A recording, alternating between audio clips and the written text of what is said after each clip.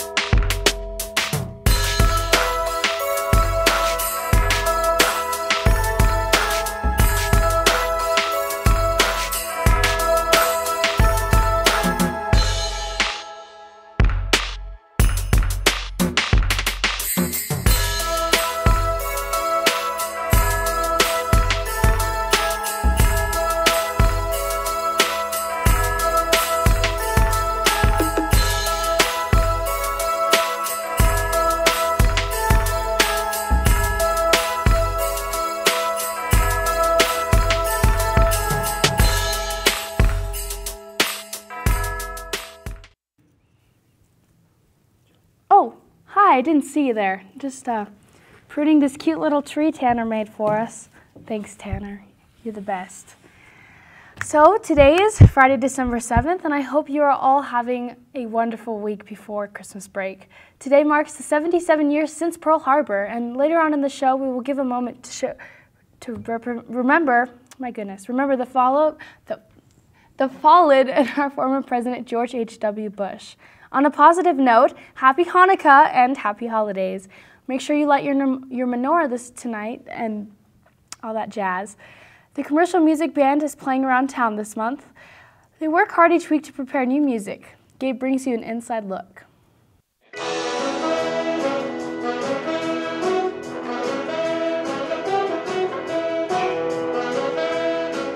Yeah, we're doing a multiple weekend run at the Gaslight. This weekend is commercial music's turn. We're going to play from 3 to 5 at the Gaslight. It's going to be the first time the commercial music ensemble has performed, so that's kind of exciting. And it's in conjunction with a band called Culmination, which is a group of NC grads that are putting this together as a fundraiser to help raise money for gear for the commercial music program. Why should we go to it? Well, one, first off, the Gaslight's got some incredible food. So you got to go there and got to eat some food while you're there. Two, you get to listen to us and, you know, not to brag or anything, but I think we sound pretty good. And you not only get to hear us, you also get to hear the band Culmination as well. And they sound fantastic. I've listened to their stuff many, many times, and they sound fantastic.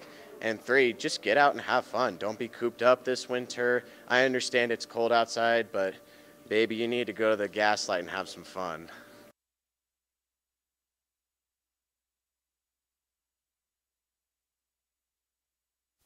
It's so wonderful to see NC students focusing on their craft and really applying themselves. Great work, guys. This week, temperatures have been so cold. Zach, how do you feel about this?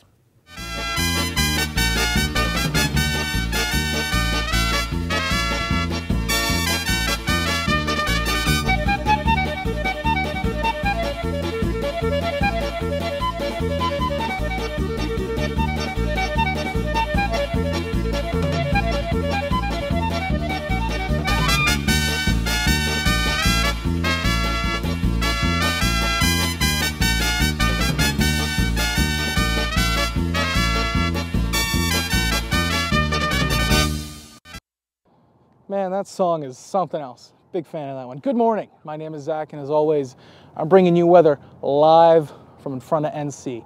We've got a beautiful day going on, and you know, I actually have a special guest on today. I call him my slave boy. That's maybe not, but he's gonna come on, let's go today. Yeah, all right. So don't mind him. He's just setting it up so it's a little more comfortable. It's pretty cold out. We're looking at 38 degrees Fahrenheit, feels like 25. You know which way it's supposed to be faced. Come on, man. Let's go, today. Yeah, all right. Here's your treat. This is what you get, this is what you get fed. All right, well, the sun is out today, so I thought it would be appropriate to just come prepared, you know. Got a the sun's dangerous, right? So, you know, it doesn't feel quite right now. You know what to do. Yep. Oh, yep. Come on. You know what to do. Yep. Attaboy. Okay. This is more like it. So, how do you feel about the weather? That's cool. Yeah, it's 38, feels like 25. Got wind gusts up to 7 miles an hour, headed southwest, and yeah, that's the weather. Back to you, Jill. Thank you, Zach. Just remember, it will be summer soon enough, and boy, I sure cannot wait. Speaking of waiting, I know you have all been waiting for this week's wonderful Wacky Mustang Minute. Top of the morning to you, Natrona County High School. I'm here with the Mustang Minute for the week. And the only thing I'd like to tell you about, especially as we go into the holiday season, is there are a lot of kids at our school who don't have the means or even the home life that many of you do have.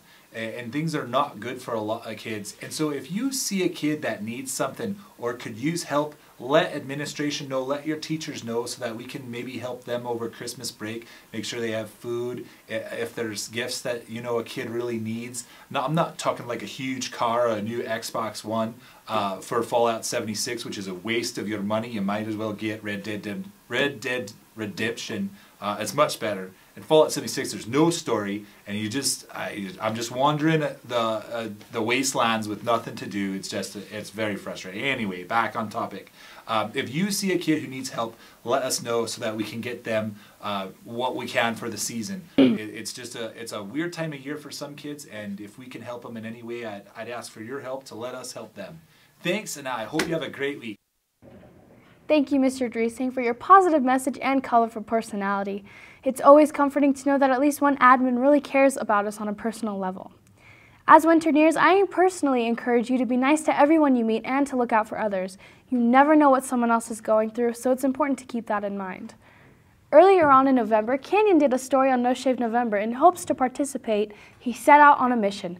But nothing is ever permanent. Let's see the aftermath.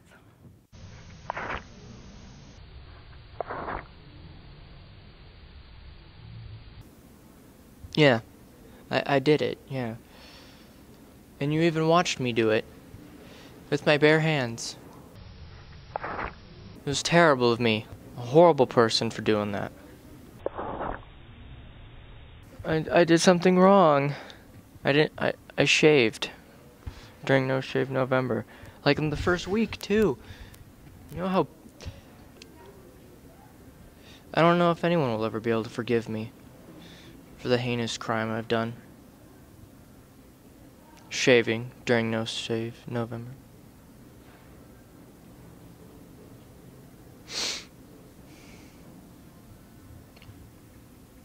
I've been doing No Shave November for about 10 years, or at least a decade, and I've always not shaved for the whole month of November. Yeah, and I usually keep the beard till about the new year. So No Shave November, this year there was a competition through Frontier Brewing and sponsored by Wyoming Health Fair. The specific website is wyominghealthfairs.org or whf.org. And at the beginning of November, they asked patrons to come in and take a picture completely shaved, and they had a barber there, and they shaved you on the spot, took your picture, and then asked you to come in November 30th and take another picture with the full beard. And then right now they're having people vote on Facebook for the best one. This was Canyon Hawkinson with NCTV. Signing off. It's all right, Canyon. The shaving gods will probably smite me down for shaving the chaplain. But, I mean, at this point in the semester. Just kidding. But if you are feeling the holiday fever, leave a like or a comment. We would love to know why you are excited for break and how school year's going for you this year. A local restaurant called Johnny J's is known for having delicious food, shakes, and atmosphere, but many don't know how it quite came to be. More with Tanner. Well, actually, Johnny J's started out as a Granny's Donuts franchise. And when John Johnson was in high school, about your guys' age, he was working for his dad at the franchise. And after graduation, he was able to start running it, and he added more items to the donuts, because it was a Granny's Donuts. And he added ice cream and some fountain drinks, things like that. Then later on, he dropped the franchise and just called it Granny's. And he was actually across the street. Some people might remember this from when they were little kids. Their grandparents might have taken them, and it was just Granny's. Growth. And there's a saying, if you're not growing, you're dying. And that holds true in all aspects of business. If you continue to grow and add items like John did to the donuts, he added ice cream, he started adding sandwiches, he added fountain drinks, and then he started adding meals when Frida came along. And that was about 38 years ago. And so he continued to grow in that aspect. And that's what inspired the restaurant as opposed to the donuts and ice cream. This is the first Johnny J's, and actually when he was across the street and his company was called Granny's, then he decided to grow. There happens to be a Granny's that is incorporated in Cody, so he couldn't call this Granny's, so he had to change the name to Johnny J's. Oh my goodness, great food and yummy shakes and real mashed potatoes and roasted chicken and rewards cards that give you $10 off when you spend money, so that instead of looking at billboards, we spend our advertising money on the promotional cards, the rewards cards that people get in the mail. And that way they don't have to eat a billboard, they get to eat a real meal. And that's what our advertising dollars go to. So that's very popular. We spend a lot of money on that every month. And just great service. We strive for great service. I would say besides the shakes, it'd be the chicken fried steak and the roasted chicken. And it's called broasted, not fried. And that's actually a trademark name. And then our chicken fried steaks are hand breaded and hand cut and hand cooked. So they go with real mashed potatoes and they are amazing. My favorite sandwich is the Philly cheesesteak because it comes with almost a half pound of roast beef that we shave here, and it's heated in au jus, so it's not dried out when it gets put on your sandwich. And my favorite burger is the Fats Domino or the Johnny Burger. Either way, they're both really, really messy. And my favorite dinner is, I don't know if it's really a dinner, it's the nachos, because we hand fry our nacho chips per order. They don't come in a bag. And my favorite dessert is, yes, all of them. Oh my goodness! Well, right now we're running a shepherd's pie that is a brand new menu item, and it's only being run as a special right now. One of our cooks created it, Dakota Fiort. And we also have a chicken marsala that's brand new, and we also have a shrimp tortellini, and it is amazing. Oh my goodness. Oh, you gotta try them. I'm really craving a shake now, but all I've got in this mug is a pen and a piece of metal and another piece of metal. So unless I'm the Iron Giant by some random chance, I think I'm out of luck today. But if you have time to stop in, be sure to tell them that NCTV sent you to try some really awesome items off the menu. They're open from 6:30 a.m. to 9 p.m. and Sunday and Thursday, 6:30 a.m. to 10 p.m. Friday and Saturday. Today we have a special guest in the hot seat, Mr. Schneider, our thespian teacher, and his dedicated troupe. Mr. Schneider, our thespian teacher, and his dedicated troupe set out off to state drama last week in hopes to grow their skills and compete. So let me just make my way over there. Dun, dun, dun, dun. If I can stop this, that would be marvelous. Okay.